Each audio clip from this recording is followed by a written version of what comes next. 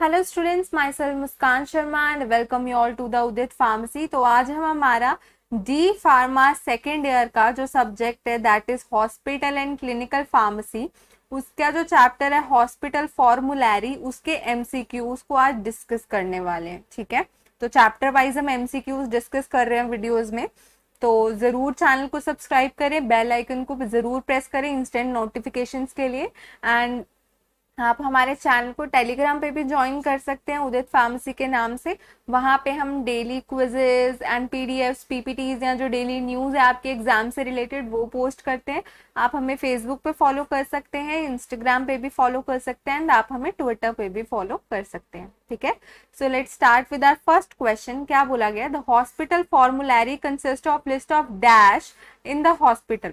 हमें बोला जो हमारी हॉस्पिटल फॉर्मुलरी होती है उसमें किस चीज की लिस्ट होती है, ये पूछा गया।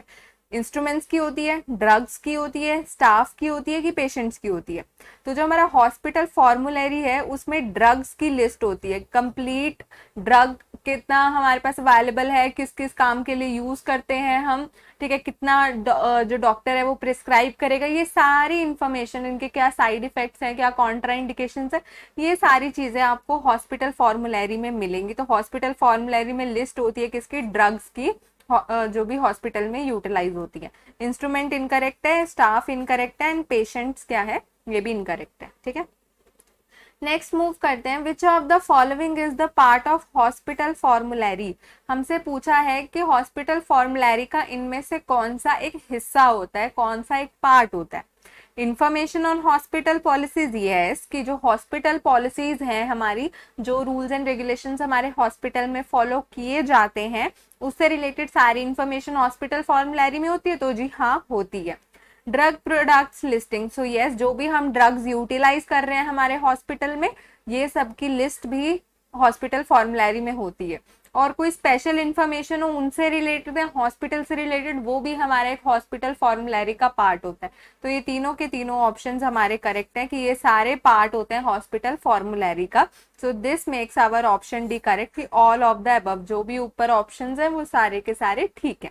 ठीक है, नेक्स्ट चलते हैं। The need of hospital formulary is increasing nowadays due to. बोला है जो हॉस्पिटल फॉर्मुलरी है उसकी क्या है, दिन ब दिन डिमांड क्या है, बढ़ रही है। ऐसा क्यों होता है? ठीक है, ऑप्शंस देख लेते हैं। Increase in number of new drugs in the market, तो जी हाँ बिल्कुल ठीक है कि मार्केट में डिस्कवरी रोज होती है। ठीक है, तो क्या है, न्यू न्यू ड्रग्स कंपनीज निकाल रही हैं, फार्मास्यूटिकल कंपनीज प्रोड्यूस कर रही हैं ड्रग्स को, तो न्यू न्यू ड्रग्स मार्केट में रोज नहीं आती हैं। ठीक है, increase influence of advertisement, yes, लोग आजकल कितनी अच्छी एडवर्टीजमेंट देते हैं, हमारी गोली लो इंस्टेंटली सर दर्द ठीक हो जाएगा, तो मतलब क्या, एडवर्टीजमेंट ज्यादा अच्छी हो गई है और लोग एडवर्टीजमेंट से इन्फ्लुएंस भी हो जाते हैं। कहते हैं ना, अरे कोई हमने अच्छी सी चीज देख ली, नए फोन की ऐड आ गई, मन ललचा गया, भाई आज तो नया फोन लेना ही लेना है, तो वही क्या, इन्फ्लुएंस में आ रहे हैं हम एडवर्टीजमेंट के, तो ये भी हमारा ठीक है। और कंपटीशन इन मार्केट, की मार्केट में कंपटीशन भी बढ़ गया है चीजों का, तो ये तीनों नीड, इन तीनों कारणों की वजह से हॉस्पिटल फॉर्मुलरी की नीड क्या है, आजकल बढ़ गई है।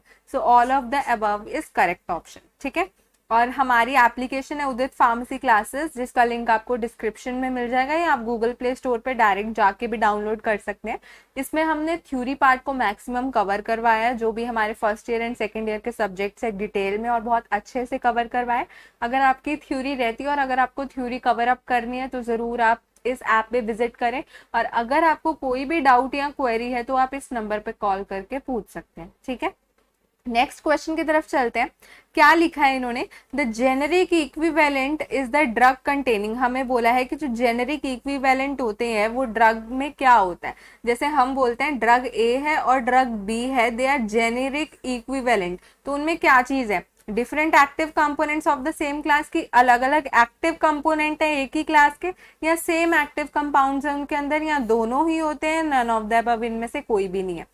तो हम दो मेडिसिन को जेनेरिक इक्विवेलेंट कब कहेंगे, तब बोलेंगे जब उनके अंदर हमारे क्या होंगे, सेम एक्टिव कंपाउंड होंगे, बिल्कुल ही सेम। जैसे इसमें ingredient A B C D है, तो इसमें भी ingredient A B C D ही होना चाहिए, हमारे सेम एक्टिव कंपाउंड होने चाहिए, तभी हम इनको बोलेंगे जेनेरिक इक्विवेलेंस है। ठीक है, so our correct answer is option 2। ये हमारा डिफरेंट होगा तो उन्हें जेनेरिक इक्विवेलेंट नहीं कहा जाएगा। बोथ 1 and 2 हो नहीं सकता, नन ऑफ द अबव है नहीं, क्योंकि ऑप्शन 2 हमारा करेक्ट है। नेक्स्ट क्वेश्चन की तरफ मूव करेंगे। क्या लिखा है, which of the following criteria should be taken into consideration for admission और deletion of drug in the hospital formulary. हमें बोला है कि हम कौन सा क्राइटेरिया, कौन सा रूल हम फॉलो करते हैं या ध्यान में रखते हैं जब भी हमें न्यू ड्रग को एडमिट करना है या कोई ड्रग को डिलीट करना है हॉस्पिटल फॉर्मुलरी से। तो क्या क्या ऑप्शंस है, ऑप्शन में लिखा है drug must be recognised by pharmacopoeias, the manufacturer should be a licensee under DNC rule, drug should not have secret component, all of the above। ठीक है, तो क्या होता है बेसिकली, अगर आपको कोई भी ड्रग न्यू ऐड करनी है या पुरानी आपको कोई डिलीट करनी है तो क्या होना चाहिए, एक तो वो ड्रग अगर न्यू ऐड करनी है तो वो रिकॉग्नाइज होनी चाहिए फार्माकोपिया में। जो फार्मा आईपी हमारा है इंडियन फार्माकोपिया, उसमें वो ड्रग का जरूर मेंशन होना चाहिए कि बिल्कुल सेफ है और कैसे यूज करनी है। तो उसके तहत इंडियन फार्माकोपिया में जरूर वो ड्रग रिकॉग्नाइज होनी चाहिए, तभी आप उस ड्रग को अपने हॉस्पिटल फॉर्मुलरी में ऐड कर सकते हो। तो ये तो हो गया जी ठीक। फिर बोला है the manufacturer should be a लाइसेंसी अंडर डीएनसी रूल। तो वो जो न्यू ड्रग हम बना रहे हैं, सॉरी मतलब हम कहीं से भी ले रहे हैं वो ड्रग को, तो वो जो ड्रग होनी चाहिए, जो उसका मैन्युफैक्चरर है, जो उसे बना रहा है, ठीक है, वो लाइसेंसी होना चाहिए, मतलब उसके पास डीएनसी रूल्स का लाइसेंस होना चाहिए, तभी वो वैलिड होगा। Drug should not have secret component. So yes, अगर मैं अपनी ड्रग बेचूं और मैं इंग्रेडिएंट्स के नाम ना बताऊं कि मैं मेरी तो सीक्रेट रेसिपी है, मैं ये ड्रग नहीं बताऊंगी, तो वो ड्रग कहीं भी वैलिड नहीं होगी। तो ये तीनों के तीनों क्राइटेरिया को क्या फॉलो करना चाहिए जब भी हम कोई ड्रग न्यू ऐड कर रहे हैं हॉस्पिटल फॉर्मुलरी में और जब भी हम कोई ड्रग को डिलीट कर रहे हैं। So all of the above is correct. Delete की बात आ गई तो फॉर सपोज कोई मैन्युफैक्चरर है, उसका डीएनसी लाइसेंस नहीं है और हम वो ड्रग यूटिलाइज कर रहे हैं, तो हमें वो ड्रग डिलीट करनी पड़ेगी। ठीक है, और जैसे फार्माकोपिया में कोई ड्रग नहीं मेंशन है तो भी हमें डिलीट करनी पड़ेगी, और कोई सीक्रेट कंपोनेंट है किसी ड्रग में तो भी डिलीट करनी पड़ेगी। तो ये 3 मेजर क्राइटेरिया होते हैं जो कि हमें फॉलो करने होते हैं। ठीक है, नेक्स्ट लिखा है in dash type of formulary the information given under each monograph is subjected to local needs. क्या बोला गया कि हम ऐसी कौन सी तरह की फॉर्मुलरी है जिसमें जो भी इंफॉर्मेशन होती है मोनोग्राफ के अंडर हमारी, वो क्या होती है, वो सब्जेक्टेड होती है टू द लोकल नीड, जो लोकल नीड्स को क्या करे, फुली सेटिस्फाई करे। ठीक है, private formulary, national formulary, both A and B, none of the above. So पता ही चल रहा है नाम से कि वो लोकल नीड, लोकली लेवल पे नीड्स को फुलफिल करे, तो वो आ जाएगी हमारी प्राइवेट फॉर्मुलरी, क्योंकि नेशनल तो बहुत नेशन वाइड हो जाएगा ना, तो वो काफी बड़ा हो जाएगा। तो जो प्राइवेट फॉर्मुलरी है वो एक ऐसी फॉर्मुलरी है जिसमें जो इन्फॉर्मेशन है वो हर मोनोग्राफ के अंडर लोकल नीड्स को सेटिस्फाई कर रही है।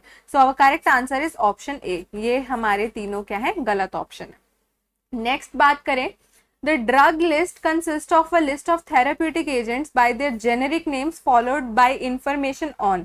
हमें बोला है कि जो ड्रग की लिस्ट होती है, जैसे हमारे पास कोई लिस्ट आई जिसमें काफी सारे थेराप्यूटिक एजेंट्स है और उनके जेनेरिक नेम मेंशन है, ब्रांड नेम नहीं, उनके जेनेरिक नेम मेंशन है, तो जेनेरिक नेम के साथ साथ कौन सी इंफॉर्मेशन होनी चाहिए, फार्माकोकाइनेटिक्स का पता होना चाहिए, कैसे यूज करना है उसका पता होना चाहिए, किस स्ट्रेंथ और डोज में है वो पता होना चाहिए, टॉक्सिकोलॉजी का पता होना चाहिए। सो वेरी ऑब्वियस ही चीज है, फार्माकोकाइनेटिक्स का इतना कोई रोल है नहीं, ठीक है, टॉक्सिकोलॉजी का इतना रोल है नहीं, यूज कैसे करना है वो बंदा फिर भी थोड़ा बहुत आइडिया लगा लेगा, लेकिन अगर उसकी डोसेज फॉर्म भी नहीं लिखी, जैसे 500 mg है, ठीक है, कितनी स्ट्रेंथ में अवेलेबल है वही नहीं लिखी, तो फिर उस चीज का कोई फायदा नहीं होगा। तो generic name should always be followed. Generic name के बाद क्या आना चाहिए, हमेशा स्ट्रेंथ आनी चाहिए एंड डोसेज फॉर्म आनी चाहिए, ये सारी चीजें आनी ही आनी चाहिए। ठीक है, so our correct answer is strength and dosage form. Okay, so hope आपको अच्छे समझ आ गया हो क्या पढ़ा है आज हमने। हॉस्पिटल फॉर्मुलरी के एमसीक्यूज जो इंपॉर्टेंट थे वो मैंने आपके साथ डिस्कस करे हैं। तो अगर आपको कोई भी डाउट है तो आप कमेंट करके पूछ सकते हैं, एंड ऑल्सो आप हमारे दूसरे चैनल पे जरूर विजिट करें, इजी नर्सिंग लेक्चर्स, वहाँ पे नर्सिंग वीडियोज एंड लेक्चर्स हम डेली अपडेट करते हैं। Okay, thank you.